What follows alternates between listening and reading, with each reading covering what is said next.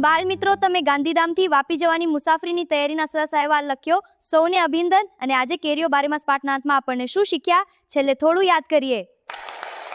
બાળ મિત્રો, અથાણું બનાવતા પહેલા કાચની ભરીને સૂર્યપ્રકાશમાં કેમ મૂકવામાં આવે છે? કારણ કે તેમાં ભેજ અને જંતુઓ ન રહે લાલા.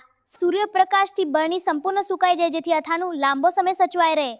બિલકુલ સાચું. આ પ્રવૃત્તિને આપણે ખોરાકનું સંરક્ષણ કહીએ છીએ. બ્રેડના પ્રયોગમાં શું થયું હતું? ભેજ અને ગરમીમાં બ્રેડ પર ફૂગ લાગી ગઈ હતી. સૂકી અને સાફ જગ્યાએ રાખીએ તો બ્રેડ લાંબા સમય સુધી સારી રહે. વાહ, એટલે જ ખોરાક સાચવવાની રીતો જાણવી ખૂબ જરૂરી છે. બાળ મિત્રો, કેરી બારેમાસ ખાઈ શકીએ કેવી રીતે? લાલા, અથાણું, કેરી પાક, ચટણી, ચીકી જેવી વાનગીઓ બનાવીને. સરસ. આ બધું ખોરાક સાચવવાની રીતો છે. હવે તમે કહો, બીજી કઈ વસ્તુઓ જેનાને લાંબા સમય સુધી માણી શકીએ? આમળાનું મોરબ્બું, ટામેટાની ચટણી, મરચાંનું અથાણું, સૂકા પાપડ અને વડીઓ. ખૂબ સરસ. તમે બધા ખૂબ સમજદાર છો.